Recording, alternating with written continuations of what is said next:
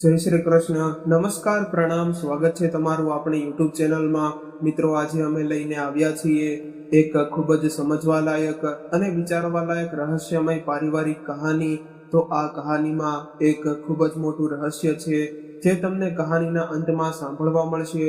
તો મારી તમને વિનંતી છે કે આ વિડીયોમાં અંત સુધી જોડાયેલા રહેજો અને કહાની પસંદ આવે તો વિડીયોને લાઈક, શેર અને નવા હોય તથા આ ચેનલને સબસ્ક્રાઇબ ન કરી હોય તો આ ચેનલને સબસ્ક્રાઇબ પણ જરૂરથી કરી લેજો, જેથી અમારા નવા આવનારા વિડીયોની માહિતી તમારા સુધી સૌથી પહેલા પહોંચે. તથા કોમેન્ટ બોક્સમાં સાચી શ્રદ્ધાથી હર હર મહાદેવ લખી દેજો, જેથી ભગવાન ભોલેનાથની કૃપા હંમેશા આપણા સૌ પર બની રહે. તો ચાલો મિત્રો, શરૂ કરીએ આજની કહાની. દાનની રકમ આપવા માટે હું એક જરૂરિયાતમંદ વ્યક્તિની શોધમાં હતો. ત્યારે મારી માં સપનામાં આવી અને બોલી કે તારી બહેનની મદદ કર.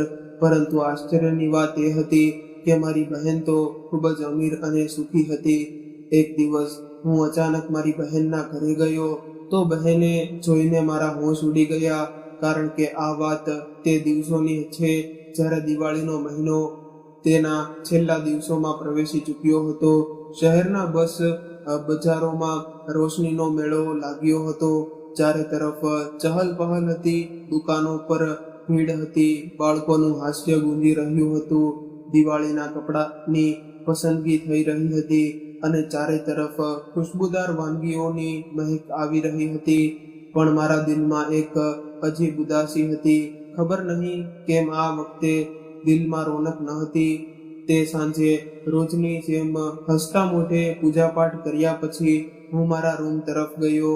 હાથમાં કેલ્ક્યુલેટર હતું અને આંખોના અંધારા આમાં હિસાબ લગાવ્યો તો રકમ લગભગ 2500 નીકળી. દિલમાં વિચાર આવ્યો કે આ વખતે આ રકમ કોઈ એવા જરૂરિયાતમંદને આપી દેવાય જેની કિસ્મત બદલાઈ જાય, કોઈ એવું જે આ પૈસાથી રોજગાર શરૂ કરી શકે, જેના બાળકો ભૂખ્યા ન સૂવે, જેની પત્ની ચૂલો સળગાવવા માટે દર ભટકે નહીં. મેં મનોમન કેટલાક નામ વિચાર્યા, પરંતુ કોઈ પર દિલ ટક્યું નહીં. કાં તો તેમની જરૂરિયાત એટલી સ્પષ્ટ નહોતી, અથવા તો શંકા થતી હતી કે શું તેવું ખરેખર જરૂરિયાતમંદ છે. મેં ફાઇલ બંધ કરી, લાઇટ બંધ કરી અને થાકેલો પથારી પર સૂઈ ગયો. રાત્રે એક અજીબ સપનું આવ્યું. હું એક અંધારા ઓરડામાં બેઠો છું. ઓરડાના વાતાવરણમાં ઉદાસી અને ભારેપણું છે. અચાનક દરવાજો ખુલે છે અને મારી માં, જે હવે આ દુનિયામાં નથી, ધીરે ધીરે અંદર આવે છે. તેમનો ચહેરો થાકેલો છે અને આંખો ભીની છે. હું તેમના ચરણોમાં જઈને બેસી જાઉં છું, પણ તેઓ મારી સામે નજર નથી મિલાવી રહી. હું પરેશાન થઈને પૂછું છું કે માં, બધું બરાબર છે? તેમણે ફક્ત એટલું જ કહ્યું કે વિશાલ, દાનની રકમ તારી બહેન નિકિતાને આપજે, જે જરૂરિયાતમંદ છે. તેમના અવાજમાં એવો દર્દ હતો જાણે દિલના કોઈ ખૂણેથી નીકળ્યો હોય. હું કંઈક કહેવા જતો હતો કે મારી આંખ ખુલી ગઈ. ઓરડામાં અંધારું હતું, પંખો ચાલી રહ્યો હતો, પણ દિલ જોરથી ધડકી રહ્યું હતું. માથા પર પરસેવો હતો અને મનમાં માનો તે થાકેલો ચહેરો વસી ગયો હતો. મેં પડખું ફેરવ્યું, પણ ઊંઘ આંખોમાંથી રિસાઈ ગઈ હતી. દિલમાં બસ એક જ સવાલ ગુંજી રહ્યો હતો, નિકિતા, પણ તે તો ઠીક છે, તેને પૈસાની જરૂર કેવી રીતે હોઈ શકે? મારી બહેન નિકિતા, જે દર બીજા ત્રીજા મહિને અમારા ઘરે આવે છે, જ્યારે પણ આવે છે ત્યારે બાળકો માટે રમકડા લાવે છે, મારા માટે કોઈ શર્ટ, પત્ની માટે બંગડીઓ. તે હંમેશા હસતી મુસ્કુરાતી રહે છે અને કહે છે કે ભાઈ, ચિંતા ન કર, બધું ભગવાનની કૃપા છે. મને યાદ આવ્યું કે છેલ્લી વાર જ્યારે તે આવી હતી, મેં જમવાનું પૂછ્યું હતું તો તેણે કહ્યું હતું કે જમી લીધું ભાઈ, ભૂખ નથી. પણ ત્યારે પણ તેની આંખોમાં એક ઉદાસી હતી, જાણે કોઈ કાંઈ કહેવા માંગતી હોય પણ શબ્દો સાથ ન આપી રહ્યા હોય. જેની નજરો મારા પર ટકેલી હતી, જાણે મારી અંદર કંઈક શોધી રહી હોય. મને યાદ છે, નિકિતા ઘણીવાર ચૂપ રહેતી હતી, વાત તો કરતી હતી, પણ તેની વાતો માટે બે ફિરકીની ચમક ન હતી. તે એક ખુશહાલ સ્ત્રીની આંખોમાં હોય છે. તેની આંખોમાં કંઈક એવું હતું જાણે તે કોઈ બોજ ઉઠાવી રહી હોય, પણ કોઈ ફરિયાદ વગર. અને જ્યારે તે મને જોતી હતી તો બસ જોતી જ રહેતી હતી, જાણે મારી અંદર ડોક્યું કરવા માંગતી હોય, કદાચ કંઈ કહેવા માંગતી હોય, પણ કંઈ શક્તિ ન હતી. મેં મારી જાતને સમજાવી કે ના, મારો વહેમ છે, તે ખુશ છે, તેનો પતિ વિદેશમાં છે, પૈસા મોકલે છે, સારું ઘર છે.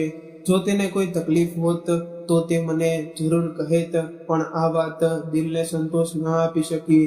મેં મારી જાતને કહ્યું કે કદાચ આ સપનું દિવસભરના થાકનું પરિણામ છે, અથવા મગજમાં ચાલતી ગૂંચવણનો પગલો છે. પણ દિલ કોઈ પણ તર્ક માનવા તૈયાર નહોતું. એક અજીબ બેચેની હતી જે હજુ પણ બાકી હતી. સવારે પૂજાપાઠ કર્યા અને ફરી એકવાર દાનની ફાઇલ કાઢી. નંબર એ જ હતા, પૈસા એ જ હતા, પણ દિલ કંઈક બીજું જ ઈચ્છતું હતું કે તે હું જે તે સપનાની નજીક હતો.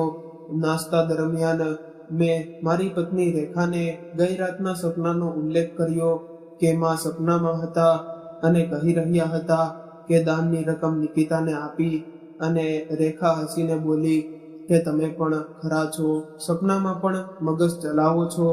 નિકિતા તો ખૂબ જ ખુશ છે, તેના પતિ પરદેશમાં છે, દર મહિને પૈસા મોકલે છે, સારું ઘર છે, સારી જિંદગી છે. તમે ખોટા જ પરેશાન થઈ રહ્યા છો. મેં વાત ત્યાં જ પૂરી કરી દીધી, પણ દિલની અંદર કંઈક જોરથી ચીસો બાળી રહ્યું હતું, જાણે કોઈ અંધારા ઓરડામાં માનો એ જ અવાજ ગુંજી રહ્યો હોય. નિકિતાને હબજે તે ગરીબ છે.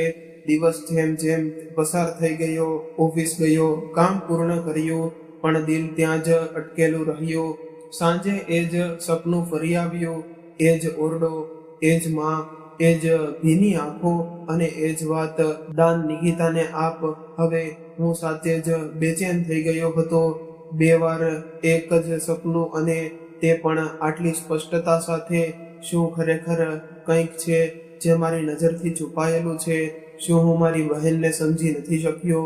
શું તે કોઈ તકલીફમાં છે અને હું તેને જોઈ નથી રહ્યો, જે જોવા જ નથી માંગતો? આખી રાત પડખા ફેરવતો રહ્યો. બીજી સવારે મેં કંઈક કરવાનું નક્કી કર્યું. પોતાની જાતને વચન આપ્યું કે હવે ફક્ત સપના પર નહીં, હકીકત પર ધ્યાન આપીશ. સત્ય જણાવવાનું પહેલું પગલું એ જ હતું કે નિકિતા સાથે વાત કરવી, તેનો અવાજ સાંભળો અને તેની આંખોમાં છુપાયેલું સત્ય ઓળખવું. પણ આ તો ફક્ત શરૂઆત હતી. અસલી હકીકત તો તે સમયે સામે આવશે જ્યારે હું તે આંખોને ફરીથી જોઈશ, જેમાં હાસ્ય તો હશે પણ દિલ ક્યાંય બીચે રળી રહ્યું હશે.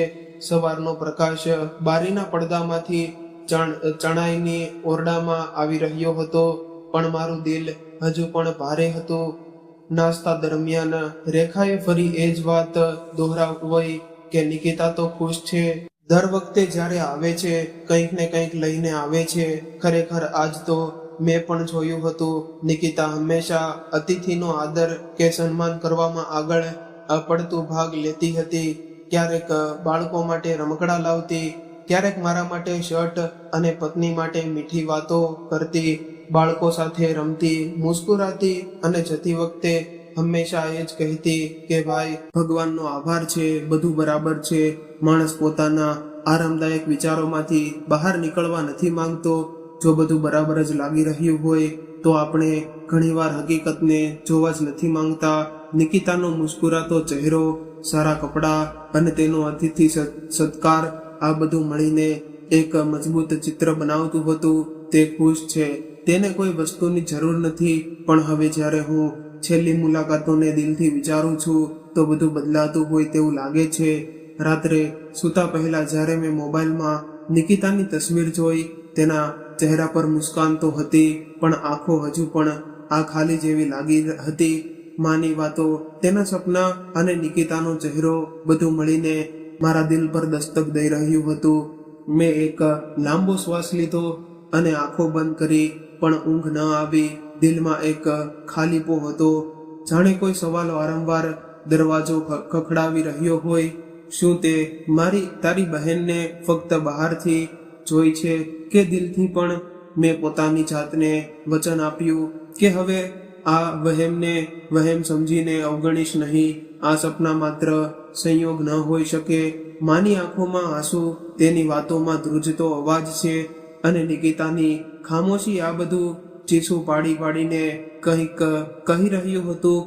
મેં નક્કી કરી લીધું કે હવે સત્યને જાણીને રહીશ, અને સત્ય ક્યારેય સરળ નથી હોતું. રાત ઘણી વીતી ગઈ હતી. ઓરડામાં એવી શાંતિ છવાયેલી હતી જાણે દિવાલોએ પણ શ્વાસ લેવાનું છોડી દીધું હોય. હું પલંગ પર સૂતો છતને ઢાંકી રહ્યો હતો. ઊંઘ આંખોથી માઇલો દૂર હતી, અને દિલ હજુ પણ દિવસભરના વિચારોમાં ગૂંચવાયેલું હતું. નિકિતાની એ નજરો, માનો અવાજ અને સપનામાં દેખાતો અંધકાર વારંવાર મન પર પ્રહાર કરી રહ્યા હતા. મેં પડખું ફેરવ્યું, તકિયો સરખો કર્યો, આંખો મીચી લીધી અને દિલને સમજાવ્યું, આજે શાંતિથી ઊંઘી જા. પણ જેવી ઊંઘની ગોદમાં જવા લાગ્યો, એ જ દ્રશ્ય ફરી સામે આવી ગઈ, અને ફરી એકવાર એ જ સપનું, એ જ જૂનો ઓરડો, એ જ નિંદ્રા ભરી ચૂપકીદી, અને એ જ ખામોશી જેમાં ફક્ત માના ડુસકા સાંભળતા હતા. તે મારી સામે ઊભા હતા, માથું ઝુકાવેલું અને આંખોમાં વિનાશ. તેમનો અવાજ પહેલા કરતા પણ વધુ તૂટેલો હતો. વિશાલ, મારી દીકરીને તેનો હક આપી દે. તે તારી બહેન છે અને તેના પર તેનો પૂરો અધિકાર છે. હું ચોંકીને ઉઠી બેઠો. માથા પર પરસેવો હતો અને દિલની ધડકન એટલી તેજ હતી જાણે છાતી ફોડીને બહાર આવી જશે. મેં બંને હાથથી ચહેરો ઢાંક્યો અને ઊંડો શ્વાસ લીધો. હવે આ સપનું ફક્ત સંજોગ નહોતું રહ્યું. આ એક ઈશારો હતો, એક સંદેશ, એક માંગણી. હું પલંગ પરથી નીચે ઉતર્યો, રસોડામાં ગયો અને પાણીનો એક ગ્લાસ ભરીને પીધો. પાણી ગળા નીચે ઉતરી ગયું, પણ દિલની ગરમી એમ જ રહી. હવે આ સપનું સામાન્ય વાત નહોતી રહી. 2 રાતની એક જ દ્રશ્ય, એક જ સવાલ. હું મૂંઝવણમાં હતો. સવારે પૂજાપાઠ પછી નાસ્તો તૈયાર હતો. રેખાએ હંમેશની જેમ ટેબલ પર ચા અને પરાઠા મૂક્યા. હું ચૂપચાપ બેઠો હતો, તો એ મારી તરફ જોઈને બોલી કે શું થયું, આટલા ચૂપ કેમ છો? મેં નજર ઊંચી કરી અને ધીમેથી કહ્યું, ફરી એ જ સપનું આવ્યું. માં ફરીથી આવ્યા અને એ જ વાત કરી. રેખા ચાનો કૂટડો લીધો અને હળવા સ્મિત સાથે બોલી, હે ભગવાન, માના સપના રોજ આવવા લાગ્યા. નિકિતા વિશે આટલી ચિંતા કેમ રાખી છે તમે? તે બિલકુલ ઠીક છે. જ્યારે પણ આવે છે લાગે છે જાણે કોઈ સારા ઘરની વહુ હોય, ખુશહાલ, સારા કપડામાં આવે. હવે તમે દરેક વાતને દિલ પર કેમ લઈ રહ્યા છો? મેં કોઈ જવાબ ન આપ્યો. તે બોલતી રહી, ક્યારેક માણસનું મન પણ તેની સાથે રમત રમે છે. દિવાળીમાં માણસ આમ પણ વધુ વિચારે છે. એને આવા સપના આવી જવા સામાન્ય વાત છે. પણ મને ખાતરી હતી કે આ ફક્ત મારા મનની રમત નહોતી. માની એ આંખો જેમાં મેં આખી જિંદગી જોઈ હતી, હવે તેમાં ફક્ત અફસોસ દેખાઈ રહ્યો હતો. મેં લહેજો, એ થાક, એ દર્દ, આ બધું માત્ર કોઈ કાલ્પનિક દુનિયાની તકલીફ ન હોઈ શકે. પત્નીની વાતો દિલને સ્પર્શી રહી નહોતી. નાસ્તો પૂરો થતાં જ હું સીધો મારા રૂમમાં ગયો. બેસીને જૂના પુસ્તકો, આલ્બમ કાઢ્યા. નિકિતાના લગ્નની તસવીરો જોવા લાગ્યો. ગુલાબી પોશાકમાં હસતી તે હંમેશની જેમ પણ છતાં અલગ લાગી રહી હતી. તે હાસ્યમાં તે સમયે એક સાચી ચમક હતી. આજકાલનું હાસ્ય જાણે ફક્ત એક ઔપચારિકતા હોય, જાણે કોઈ પ્રદર્શન કરી રહ્યું હોય. મેં એક જૂની તસવીર કાઢી જેમાં હું, માં અને નિકિતા એક સાથે બેઠા હતા. નિકિતા મારી બાજુમાં અઠેલીને બેઠી હતી અને માં તેને આશીર્વાદ આપી રહ્યા હતા. તસવીર જાણે શ્વાસ લેવા લાગી મારી આંખોમાં. બિના ઉચ્ચાર ઉતરી આવી. અને શું હું ખરેખર મારી બહેનને ઓળખી ન શક્યો? શું હું તે સત્યોને જાણી જોઈને અવગણતો રહ્યો જે તેના ચહેરા પર સ્પષ્ટ લખેલા હતા? સાંજે ઓફિસમાં પણ મન ન લાગ્યું. દરેક ફાઇલ, દરેક ઈમેલની વચ્ચે એ જ વિચાર વારંવાર આવતો રહ્યો. તે ફરિયાદ ફક્ત એક અવાજ નહીં, પણ એક સત્યની ઉંમરો હતી જેના પર હું ઊભો હતો. રાત્રે રેખાએ બાળકોને સોડાવી દીધા અને પોતે પણ સૂઈ ગઈ. હું ઓરડાની લાઇટ બંધ કરીને બારી પાસે જઈને બેસી ગયો. બહાર શાંતિ છવાયેલી હતી. ક્યાંક દૂરથી ફક્ત કૂતરાઓના ભસવાનો અવાજ આવી રહ્યો હતો. મેં આકાશ તરફ જોયું. તારાઓ તો હતા, પણ દિલમાં અંધારું હતું. મારા દિલમાં માનો અવાજ ગુંજી રહ્યો હતો. તે સપનું ન હતું, તે એક સવાલ હતો જે મને પૂછવામાં આવી રહ્યો હતો. શું હું ફક્ત ભાઈ કહેડાવવા લાગવા માટે જન્મ હતો, કે ભાઈ હોવાનો હક પણ અદા કરીશ? મેં બારી બંધ કરી અને પથારી પર સૂઈ ગયો. આંખો બંધ કરી અને પ્રાર્થના કરવા લાગ્યો કે હે ભગવાન, જો મારી બહેન ખરેખર કોઈ તકલીફમાં હોય તો મને સત્ય સુધી પહોંચાડી દે અને મને એટલી હિંમત આપ કે હું મારી તકલીફમાં બેદરકારીનો પશ્ચાતાપ કરી શકું. રાતનો છેલ્લો પહોર હતો. હું ફરી એકવાર સપનામાંથી ગભરાઈને ઉઠ્યો. દિલ જોરથી ધડકી રહ્યું હતું. શ્વાસો અનિયમિત થઈ ગયા હતા અને ઓરડાની શાંતિમાં ફક્ત પંખાનો અવાજ ગુંજી રહ્યો હતો. આ ચોથી રાત હતી, સતત ચોથી રાત, અને એ જ સપનું, એ જ જૂનો ઓરડો, એ જ હળવો પ્રકાશ અને માનો એ જ ઉદાસ ચહેરો. પણ આ વખતે તેના શબ્દો કંઈક બદલાયેલા હતા. હવે તે ફક્ત વિનંતી નહોતા કરી રહ્યા, પણ ફરિયાદ કરી રહ્યા હતા. શું તે સાંભળ્યું નહીં? શું મારા આંસુ તને દેખાતા નથી? વિશાલ, મારી દીકરીનો અવાજ સાંભળ. તને પોતાની મેળે જ બધું સમજાઈ જશે. હું થોડી વાર સુધી બસ ચૂપ બેઠો રહ્યો. એવું લાગી રહ્યું હતું કે જાણે કોઈએ છાતી પર ભારે બોજ મૂકી દીધો હોય. મેં તકિયા નીચેથી મોબાઈલ કાઢ્યો, સમય જોયો. 3:12. જીભ શાંત હતી, પણ દિલ સતત એક જ પ્રાર્થના કરી રહ્યું હતું, હે ભગવાન, મને સત્ય સુધી પહોંચાડી દે.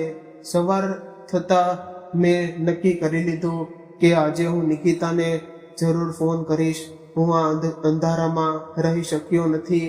માની 4 વખતની પુકારને હવે અવગણીએ ગુના બરાબર હતું. મારા પર પણ અને તેના પર પણ. નાસ્તાના ટેબલ પર રેખા હંમેશની જેમ હસતા મોઢે હાજર હતી.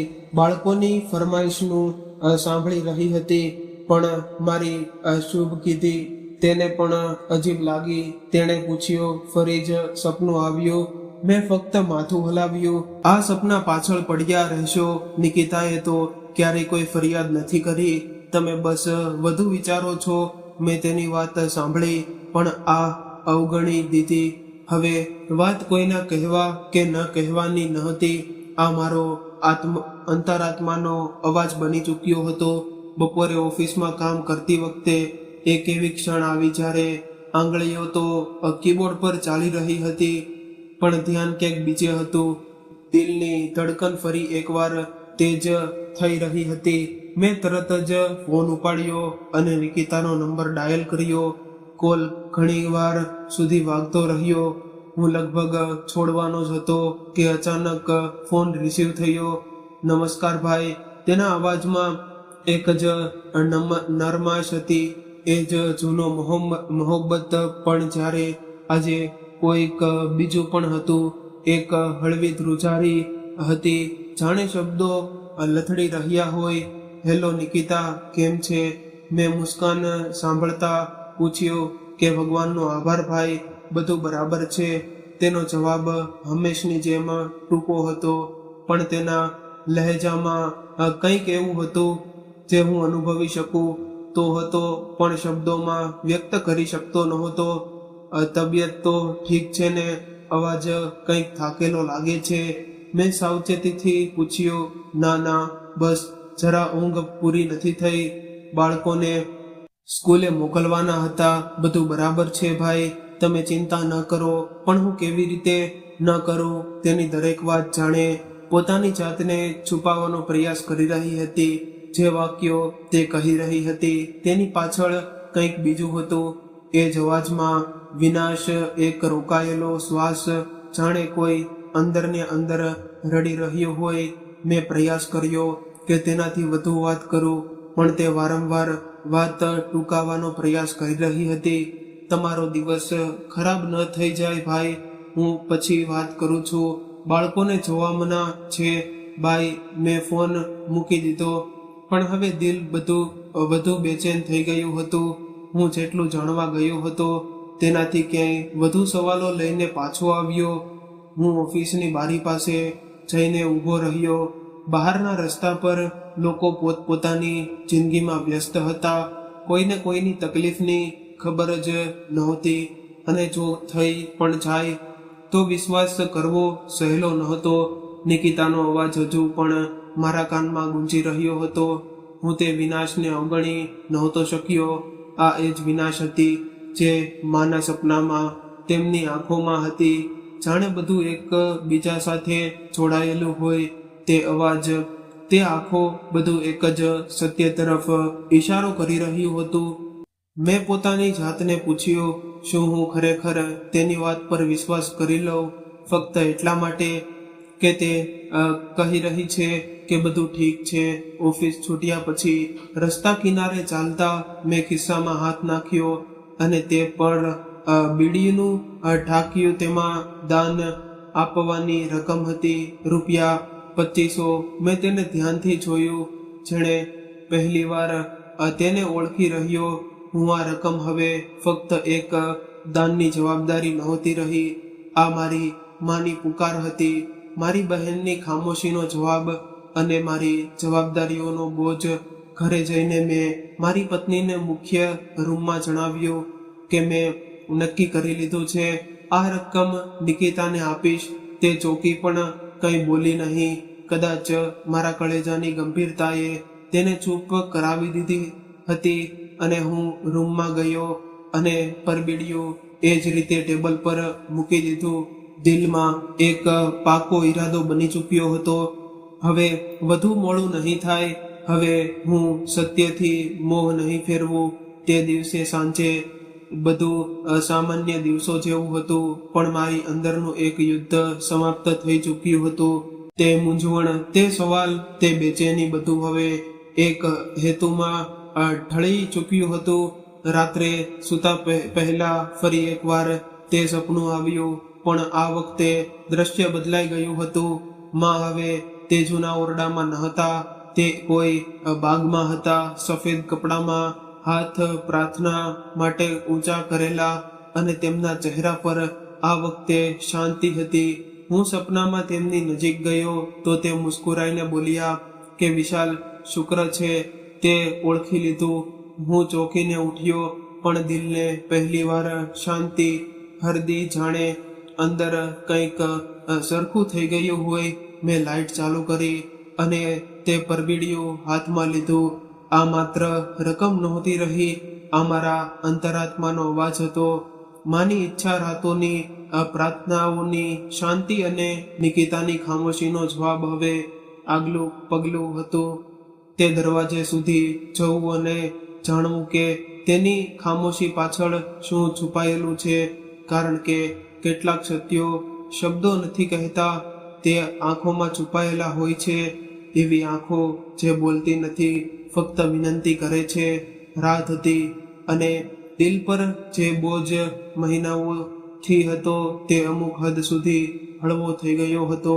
પણ આ શાંતિ અસ્થાયી હતી. હું જાણતો હતો કે ફક્ત પરબીડિયું હાથમાં રાખવાથી કંઈ નહીં બદલાય ત્યારે આવશે, જ્યારે હું પોતે નિકિતાની આંખોમાં છુપાયેલી સચ્ચાઈને જાણીને જોઈશ. બીજી સવારે મેં ચૂપચાપ નાસ્તો કર્યો. રેખા મારી સ્થિતિ સમજી ચૂકી હતી. કદાચ પહેલીવાર કોઈ સવાલ વગર બોલી કે ચાલો આજે નિકિતાના ઘરે જઈએ. મારું દિલ પણ સંતોષ પામશે. મેં ફક્ત માથું હલાવ્યું. કોઈ દલીલ નહીં, કોઈ ગૂંચવણ નહીં, બસ દિલમાં એક શાંત પ્રાર્થના હતી. જે સત્ય છે તે જાહેર થઈ જાય. રસ્તામાં શાંતિ છવાયેલી રહી. શહેરની ગલીઓમાં ચહલ પહલ હતી. લોકો દિવાળીની તૈયારીઓમાં વ્યસ્ત હતા. દુકાનોની બહાર લાંબી કતારો હતી. પણ મારા દિલની દુનિયા બિલકુલ ખાલી હતી. દરેક ગલી, દરેક વળાંક બસ એક જ જગ્યા તરફ લઈ રહ્યો હતો, નિકિતાના દરવાજા તરફ. જ્યારે અમે તે ગલીમાં પહોંચ્યા તો મારા દિલની ધડકન તેજ થઈ ગઈ. ગાડી રોકી. પત્નીએ હાથથી દુપટ્ટો સરખો કર્યો અને અમે બંને ધીરે ધીરે દરવાજા તરફ વધ્યા. દરવાજા પર ટકોરા માર્યા તો થોડી ક્ષણો પછી મોહબ્બત ભરેલી મુસ્કાન અને નિકિતાની સાસુએ દરવાજો ખોલ્યો. તે પહેલા જોતા જ હતા. ચહેરા પર રોનક અને જીભ પર મીઠા શબ્દો. અરે વિશાલ બેટા, વાહ, અને ભાભી પણ સાથે આવો, અંદર આવો. અમે અંદર દાખલ થયા અને ઘર સાફ સુથરું હતું. ફર્શ પર નવો ગાલીચાવો પાથરેલો હતો. દિવાલો પર તાજો પેન્ટ અને રૂમમાં એક ફેશનની સુગંધ હતી. બહારથી જોતા આ એક સંપૂર્ણ અને ખુશાલ ઘર લાગી રહ્યું હતું. નિકિતા પણ થોડી વારમાં અંદર આવી. તેણે હળવા લીલા રંગના પોશાક પહેર્યા હતા. વાળ વ્યવસ્થિત રીતે બાંધેલા હતા અને હોઠ ઉપર હળવી મુસ્કાન હતી. નમસ્કાર ભાઈ, ભાભી, તેણે ધીમેથી કહ્યું. પત્નીએ તેને ગળે લગાવી અને મેં આશીર્વાદ આપ્યા. અમે ડ્રોઈંગ રૂમમાં બેઠા તો ચા, બિસ્કિટ અને નમકીનની વ્યવસ્થા થઈ ગઈ અને નિકિતાના 2 બાળકો પણ પાસે આવીને બેસી ગયા. સાફ સુથરા કપડાં, હાથમાં ચોકલેટ અને ચહેરા પર માસૂમ હાસ્ય. મારી પત્નીએ નિકિતાને બાળકોની સ્કૂલ વિશે પૂછ્યું અને તે પણ હળવાશથી મુસ્કુરાઈને જવાબ આપતી રહી. દરેક વસ્તુ દેખાતી રીતે સામાન્ય હતી. એવું જ કંઈ ન હતું કે કોઈ પરેશાનીનો ઈશારો કરતું હોય, પણ મારા દિલમાં હજુ પણ એક બેચેની હતી. હું ચૂપચાપ નિકિતાને જોઈ રહ્યો હતો. તેની વાતો, તેનો અવાજ, બધું બહારથી ઠીક લાગી રહ્યું હતું, પણ તેની આંખો કંઈક બીજું કહી રહી હતી. તે આંખો જેમાં એક સમયે ચમક હતી, હવે જાણે સતત વિનાશ છુપાવવાનો પ્રયાસ કરી રહી હતી. જ્યારે તે મારી સાથે વાત કરતી તો નજરો મિલાવીને નહીં, પણ નીચે જોઈને જવાબ આપતી. તેના અવાજમાં એક અજીબ થાક હતો જે સાંભળનારને પણ થકાવી દેતો હતો. રેખાએ મારો ખંભો હલાવ્યો અને ધીમેથી કહ્યું કે જોયું, બધું બરાબર છે, તે ખુશ છે અને બાળકોની હાલત પણ ઠીક છે. હા, ત્યાં થોડી પરેશાન જરૂર હતી. મેં તેની વાતો સાંભળી, પણ આ દિલ માનવા તૈયાર નહોતું. કોઈ એ સાચું કહ્યું છે કે ક્યારેક સત્ય ફક્ત આંખો વ્યક્ત કરે છે, જીભ નહીં. રેખા નિકિતાના વખાણ પર વખાણ કરી રહી હતી અને બાળકોના ઉછેરમાં તેની મહેનત સ્પષ્ટ દેખાતી હતી. ઘરને પણ તેણે ખૂબ જ સારી રીતે સાંભળી રાખ્યું હતું. હું બસ હામાં હા મિલાવતો રહ્યો. હાથમાં કપ હતો, પણ તેનો સ્વાદ ક્યાંક ખોવાઈ ગયો હતો. જાણે દરેક શબ્દ, દરેક વાક્ય કોઈ ઊંડા દુઃખને છુપાવવાનો પ્રયાસ કરી રહ્યું હોય. થોડી વાર પછી નિકિતાએ પૂછ્યું કે ભાઈ, તમે ક્યાં સુધી બેસશો? હું જમવાનું કંઈક ગોઠવી લઉં. બાળકોએ પણ કહ્યું છે કે મામા આવ્યા છે, કંઈક ખાસ બનાવો. તેના અવાજમાં પોતાનાપણું હતું, પણ દિલની ધડકનો થાક હજુ પણ છુપી રહ્યો નહોતો. તે ઉઠીને રસોડા તરફ ચાલી ગઈ અને હું ત્યાં જ બેઠો તેની ખામોશીને સમજવાનો પ્રયાસ કરી રહ્યો હતો. રેખાએ ધીમેથી કહ્યું કે હવે તો તમને સંતોષ થઈ ગયો ને? તે ખરેખર ખુશ છે? મેં કંઈ કહ્યું નહીં, બસ બારીમાંથી બહાર જોતો રહ્યો. જમતી વખતે ટેબલ પર ઘણી વાનગીઓ સજેલી હતી. બિરયાની અને મીઠામાં સોજીનો હલવો. બાળકો ખુશીથી ઉછળી પડ્યા. બધું ખરેખર સંપૂર્ણ હતું. જો મેં તેની આંખોમાં ન જોયું હોત જમ્યા પછી, જ્યારે અમે નીકળવા લાગ્યા ત્યારે મેં ફરી એકવાર નિકિતાની આંખોમાં જોયું. તે મુસ્કુરાઈ રહી હતી, પણ તે મુસ્કાનની પાછળ એક પડદો હતો. એવો પડદો જે વર્ષોથી પડેલો હોય, તેની પાછળ દુઃખોનો સમંદર છુપાયેલો હોય. જ્યારે અમે દરવાજાથી નીકળ્યા તો રેખાએ ફરી કહ્યું, હવે તો વિશ્વાસ થયો કે તે ખરેખર ખુશ છે. મેં ખામોશીથી માથું હલાવ્યું અને મનોમન કહ્યું કે ના, હજુ નહીં. સત્ય સુધી પહોંચવા માટે મારે વધુ નજીક જવું પડશે, કારણ કે હવે દુઃખ એટલા ઊંડા થઈ ગયા છે કે મેં તે ફક્ત આંખોથી નહીં દિલથી અનુભવાય છે. અને અમારું દિલ આજે પહેલીવાર સાચે જ રડી પડ્યું હતું. ઘર પાછા ફરતી વખતે રસ્તામાં એક વાત કરતી રહી. નિકિતાની મહેમાન ગતિ, જમવાના વખાણ, બાળકોની સંભાળ. પણ મારા કાન હવે બહાર બહેરા થઈ ગયા હતા. દિલ કોઈ બીજી ગૂંચવણમાં ફસાયેલું હતું. જેવી ગાડી દરવાજા એ રોકાઈ, મેં ચાવી ફરીથી ફેરવી અને દરવાજો ખોલ્યો અને ચૂપચાપ અંદર ચાલ્યો ગયો. બાળકો દોડતા આવ્યા અને પૂછ્યું કે પપ્પા, ફઈવાએ કંઈ કહ્યું? જમવામાં શું હતું? આપણે ક્યારે જઈશું તેમના ઘરે? મેં પ્રેમથી તેમના માથા પર હાથ ફેરવ્યો અને મુસ્કુરાઈને કહ્યું, બસ થોડા દિવસોમાં ફરી જઈશું. પત્ની બાળકોને સાંભળવામાં લાગી ગઈ અને હું મારા રૂમમાં જઈને બેસી ગયો. તે પરબીડિયું જેમાં દાનની રકમ લખી હતી હજુ પણ એ જ જગ્યાએ રાખેલું હતું જ્યાં તે દિવસે રાખ્યું હતું. બીજા દિવસે જિંદગી સામાન્ય રીતે ચાલી રહી હતી, પણ મારી અંદર એક અજીબે બીજે ઘર બનાવી લીધું હતું. દિવસો વીતવા લાગ્યા અને દિવાળી નજીક આવી જઈ રહી હતી. શહેરની રોનક વધતી જતી હતી. ચારે તરફ ગલીઓમાં રોશનીની લાઈટો, બજારમાં ચહલ પહલ, બાળકોની ખુશીઓ. પણ આ તમામ રંગો વચ્ચે હું એક અજીબ અનુભવી રહ્યો હતો. રેખાએ બાળકોના દિવાળીના કપડાની યાદી બનાવી. મેં કંઈ પણ કહ્યા વગર બધું ખરીદવાની પરવાનગી આપી દીધી. બીજા દિવસે અમે બાળકોને લઈને બજાર ગયા.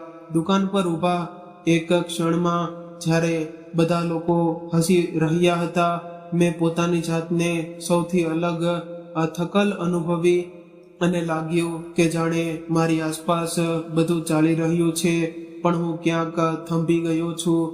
દરેક વસ્તુનો અવાજ બદલાઈ ગયો હતો અને ફક્ત એક જ અવાજ ઉભરી રહ્યો હતો, માનો અવાજ, વિશાલ, દાનની રકમ નિકિતાને આપજે. બજારથી પાછા ફરતી વખતે રેખાએ કહ્યું, બાળકોની શોપિંગ પૂરી થઈ ગઈ, હવે તું પણ તારા કપડાં જોઈ લે. મેં વાત ટાળવાનો પ્રયાસ કર્યો, પણ આખરે 2 કપડાં લઈ લીધા. છતાં મારું દિલ તે પરબીડિયામાં ગૂંચવાયેલું હતું જે હજુ પણ એમ જ પડ્યું હતું.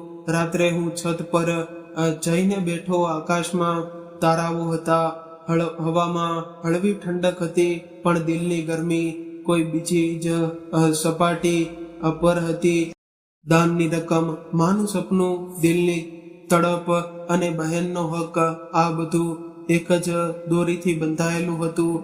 અને હું વિશાલ અત્યાર સુધી બસ વિચારી જ રહ્યો હતો કે મેં હજુ સુધી કોઈ પગલું નહોતું ભર્યું. તે જ ક્ષણે મને તીવ્રતાથી અહેસાસ થયો કે સત્ય સુધી પહોંચવાની નિયતનો મતલબ ફક્ત જાણવું નહીં પણ તેના પર અમલ કરવો પણ હોય છે. હું નીચે આવ્યો અને પથારી પર સૂઈ ગયો. ઊંઘ તો આવી પણ શાંતિ નહોતી. આ વખતે સપનામાં માં ન આવ્યા, પણ એક અંધારો ઓરડો હતો અને તે ઓરડાના દરવાજા પાછળ હતી નિકિતાની શિશકારીઓ. હું દરવાજો ખોલવા માંગતો હતો, પણ આ મારા હાથ રોકાઈ રહ્યા હતા. કોઈ શક્તિ મને પાછળ ખેંચી રહી હતી.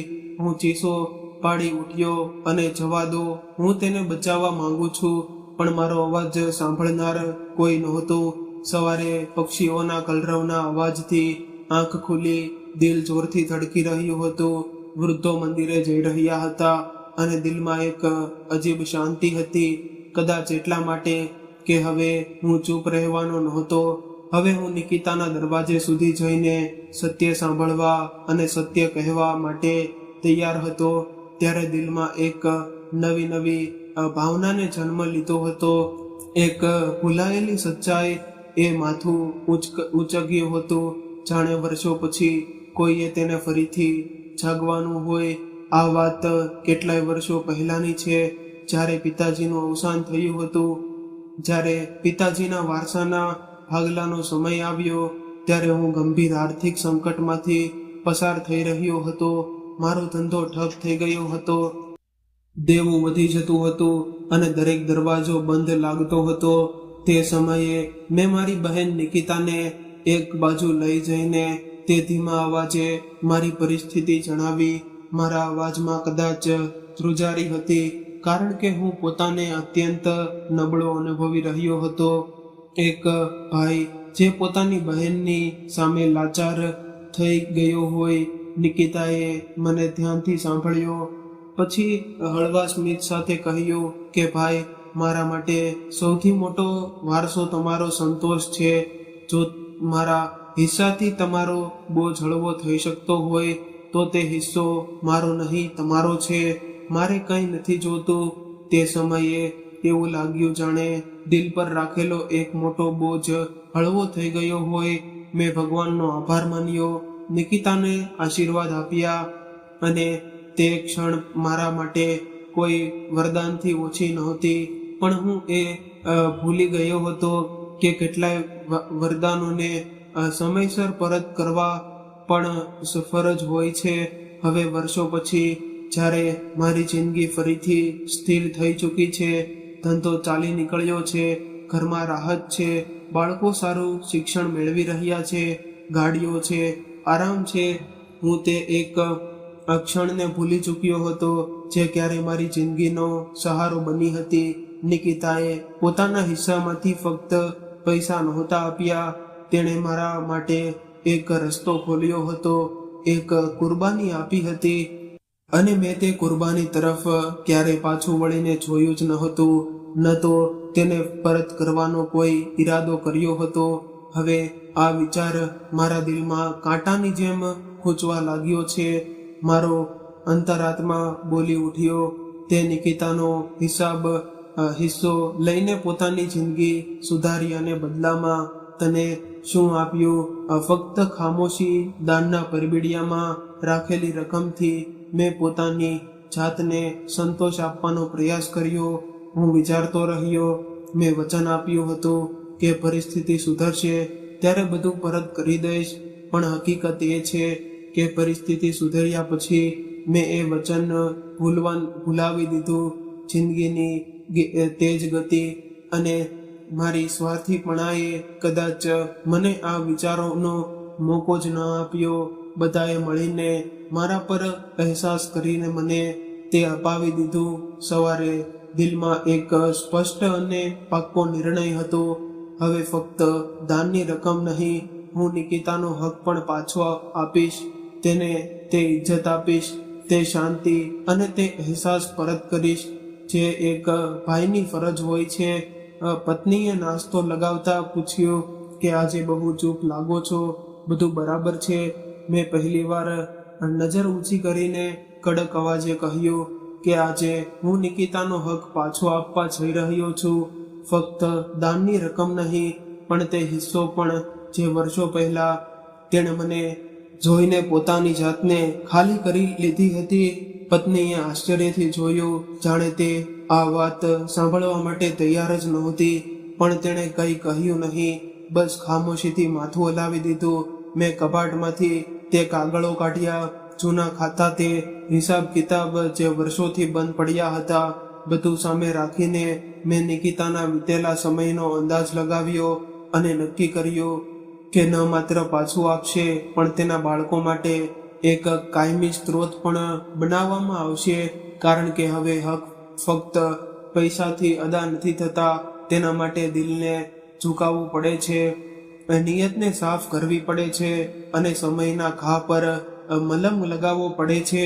હવે સમય હતો કે હું ફક્ત ભાઈ કહેવાનું નહીં, પણ ભાઈ હોવાનો હક પણ અદા કરું. અને તે સંબંધો પાયો ફક્ત મોહબ્બત નહીં, પણ ઇન્સાફ પણ હોવો જોઈએ. જે રાત સામાન્ય જેવી પણ કંઈક અલગ હતી. હવામાં ઠંડક હતી, દિલમાં એક અજીબ ગરમી હતી, જાણે કોઈ આગ અંદરને અંદર સળગી રહી હોય. રાત્રે જ્યારે પથારી પર સૂતો ઊંઘ જાણે રિસાઈ ગઈ હતી. આખરે ક્યારે ઊંઘ આવી જ ખબર ન પડી. જેવી આંખો બંધ થઈ, ફરી એ જ સપનાની દુનિયા સામે આવી ગઈ. પણ આ વખતે દ્રશ્ય પહેલા કરતા બિલકુલ અલગ હતું. હું કોઈ અજાણી જગ્યાએ ઊભો હતો.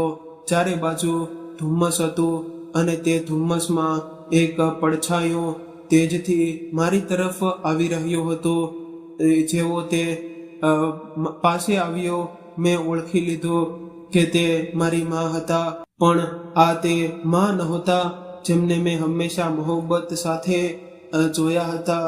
તેમનો ચહેરો કડક હતો, આંખોમાં આંસુ નહીં આગ હતી. તેમના હોઠ ધ્રુજી રહ્યા હતા, પણ અવાજમાં તે કંપન નહોતું જે પહેલાના સપનામાં હતું. આ વખતે ગુસ્સો હતો, સાચો અને ઊંડો ગુસ્સો. વિશાલ તેમના ચહેરામાં વીજળી હતી. હું એક ડગલું પાછળ હટ્યો. મારી દીકરીના આંસુ અને જીવવા નથી દેતા. તેણે બાળપણથી તારા પર ભરોસો કર્યો.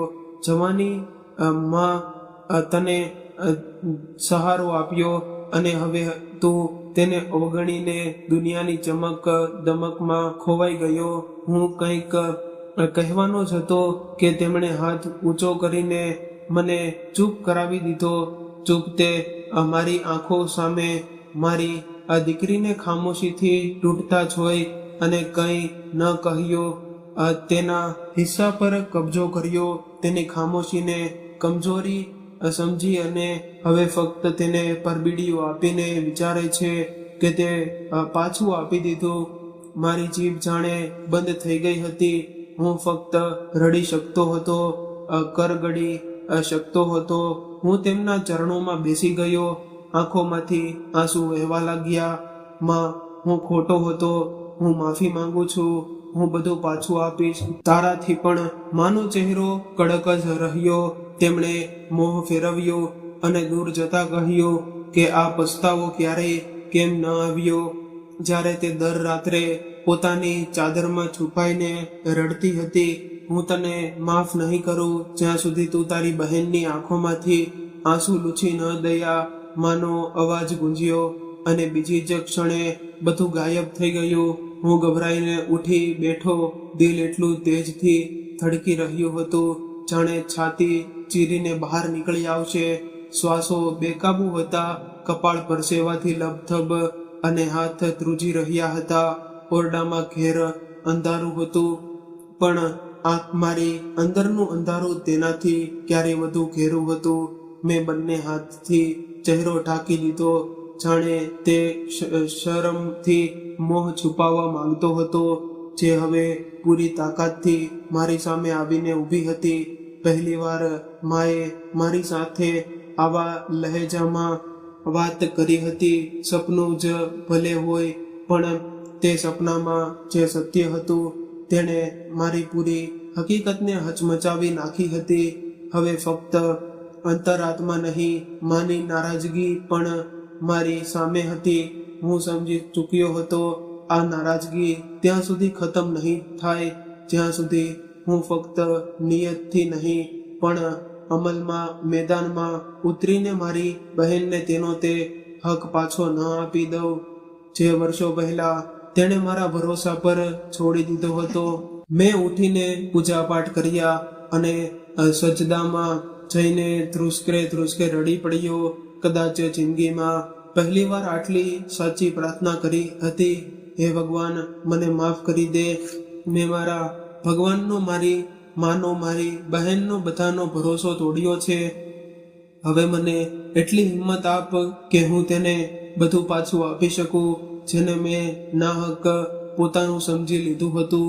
તે જ ક્ષણે દિલમાં એક અજીબ રોશની પેદા થઈ, જાણે કોઈએ અંદર એક દીવો પ્રગટાવી દીધો હોય અને હવે બધું સ્પષ્ટ થઈ ગયું હતું. કોઈ ભ્રમ બાકી ન હતો. સવારનો પ્રકાશ ઓરડામાં ઉતરવા લાગ્યો.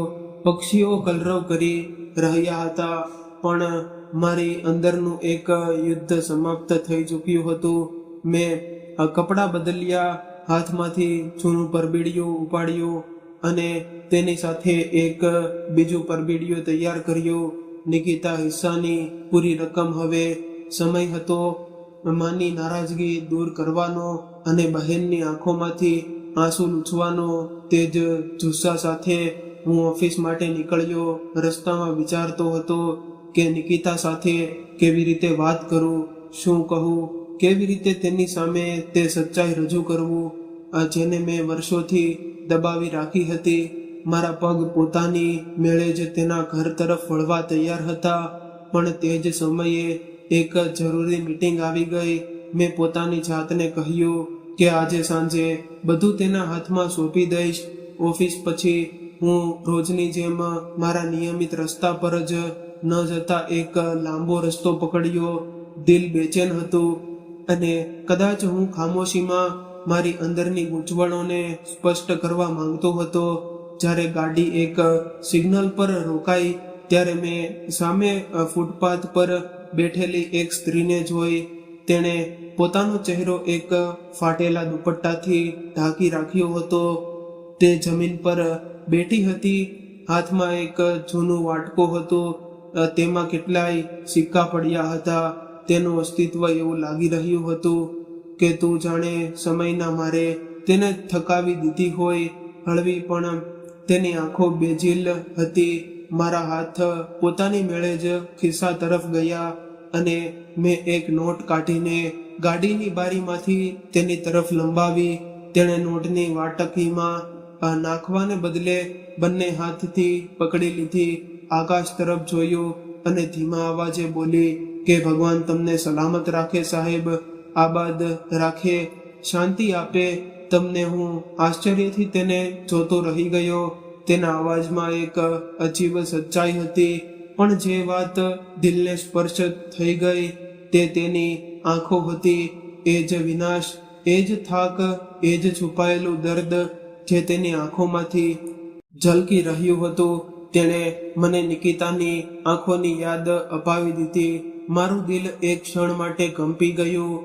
મેં વધુ ધ્યાનથી તે સ્ત્રીને જોઈ. કપડાં જૂના હતા, પણ ચહેરા પર દિવાળીની આશાની એક હળવી ઝલક હતી. અને તે આંખો થોડી ક્ષણો માટે એવું લાગ્યું કે હું નિકિતાને જોઈ રહ્યો છું. સિગ્નલ લીલું થયું. ગાડીઓ હોને વગાડવા લાગી અને જાણે હું કોઈ સપનામાંથી જાગ્યો. મેં ગાડી આગળ વધારી, પણ દિલ ત્યાં જ રોકાઈ ગયું. પૂરા રસ્તાથી ભિખારણ તેની દુઆઓ, તેની આંખો મારી આંખો સામે ભરતી રહી. સાંજ થતાં જ મેં નિકિતાને ફોન કર્યો. તેનો અવાજ હંમેશની જેમ સામાન્ય હતો, પણ હવે હું તે સામાન્યતાને સમજી ચૂક્યો હતો. કેટલીક ઔપચારિક વાતો પછી મેં ધીરેથી પૂછ્યું કે નિકિતા, બધું બરાબર છે ને? દિલ બહુ પરેશાન છે. આજે થોડી ક્ષણોની અશાંતિ રહી. પછી તેને મુસ્કુરાઈને કહ્યું કે ભગવાનનો આભાર ભાઈ, બધું બરાબર છે. તમે કેમ પરેશાન થઈ રહ્યા છો?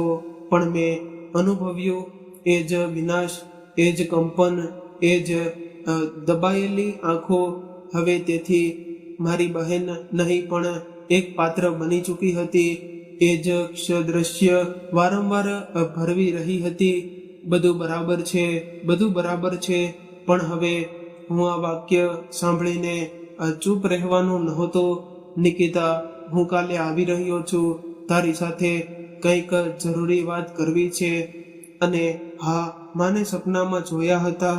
તે બહુ નારાજ હતા.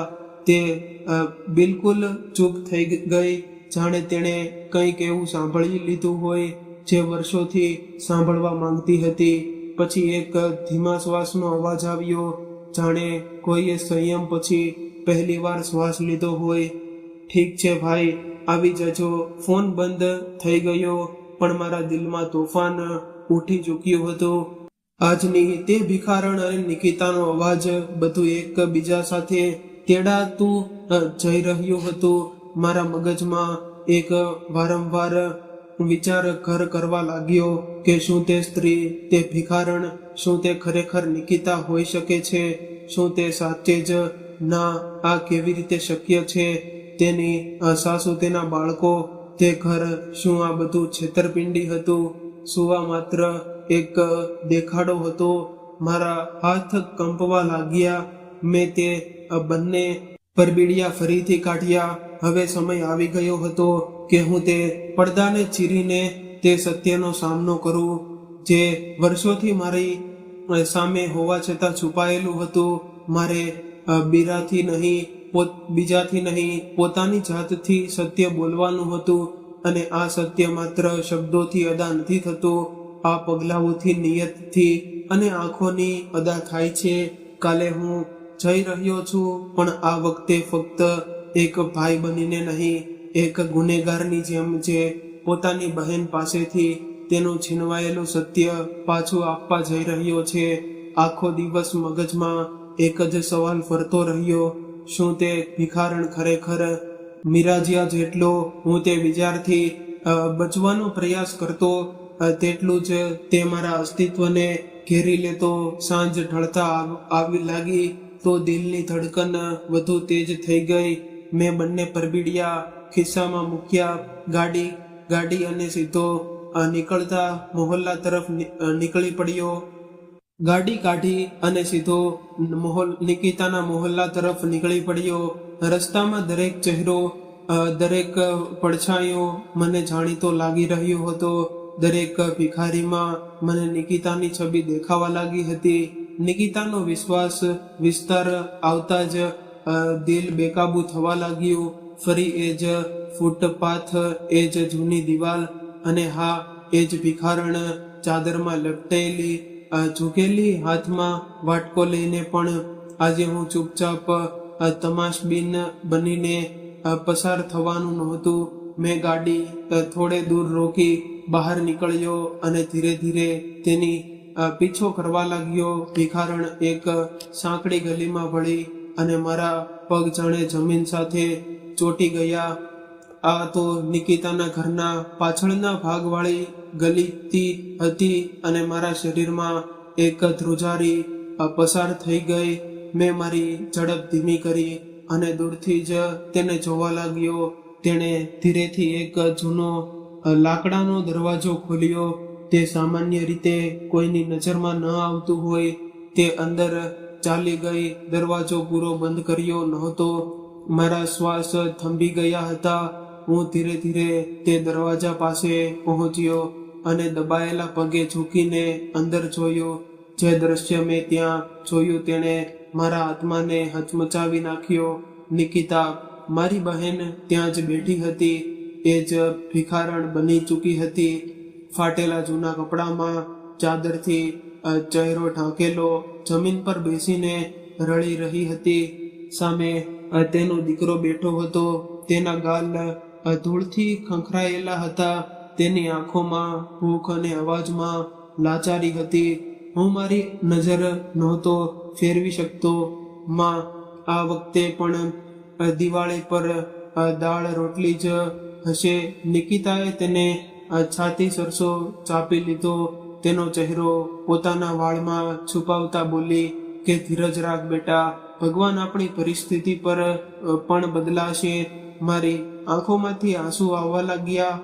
હું રડીને દરવાજાથી પાછળ હટી ગયો. એવું લાગ્યું કે જાણે મારું દિલ હવે ધબકવાનું જ બંધ કરી દેશે. આ એ જ નિકિતા હતી જે મારા બાળકો માટે ભેટ લાવતી હતી. એ જ દર વખતે મુસ્કુરાઈને મળતી હતી. બધું બરાબર છે ભાઈ, એમ જ કહેતી હતી. આ એ જ નિકિતા હતી જેના વિશે મારી પત્નીએ કહ્યું હતું કે તેને કોઈ વસ્તુની કમી નથી. પણ હકીકત એ હતી કે તે ભીખ માંગીને પોતાના બાળકોને દર રોટલી ખવડાવતી હતી. દિવાળીના દિવસે પણ મારા પગમાં જાણે જીવ નહોતો રહ્યો. હું ત્યાં જ દિવાલને અડીને બેસી ગયો. મને તે ક્ષણ યાદ આવી ગયો જ્યારે તેણે પોતાની વારસાઈ હક મારા નામે કરી દીધો હતો. તે સમયે પણ તેણે એ જ કહ્યું હતું કે ભાઈ, મારે કાંઈ નથી જોતું, બસ તું ખુશ રહે. પણ હવે સવાલ હતો કે હું કેવી રીતે ખુશ રહું. તેની ખામોશી, તેના આંસુ, તેની કુરબાની, બધું કચડાઈ ગયું હતું. મારા ખિસ્સામાં તે બંને પરબીડિયા પડ્યા હતા. પણ શું તેની તકલીફની ભરપાઈ કોઈ રકમથી થઈ શકે છે? થોડી વાર પછી મેં દરવાજા તરફ ટકોરા માર્યા. અંદર થોડી ક્ષણોની શાંતિ રહી. પછી દરવાજો ખોલ્યો. નિકિતાએ મને જોયો. તેનો ચહેરો ફીકો પડી ગયો. તે ગભરાઈને પાછળ હટી જલ્દીથી ચાદર સરખી કરી અને જૂના કપડાને છુપાવવા લાગી કે ભાઈ તમે, હું કંઈ કહું તે પહેલા જ અંદર ચાલ્યો ગયો. તેનો બાળક મને જોઈને ભીની આંખોથી પોતાની માં પાછળ છુપાઈને ગયો. નિકિતા વારંવાર કંઈક કહેવાનો પ્રયાસ કરી રહી હતી, પણ શબ્દો તેનો સાથ નહોતા આપી રહ્યા. મેં તેને બેસવાનો ઈશારો કર્યો. બસ હવે કંઈ ન કહે નિકિતા, હું બધું જાણી ચૂક્યો છું. તે બધું છુપાવ્યું, પણ તારી આંખો એ બધું કહી દીધું. તે ધ્રુસકે રડવા લાગી.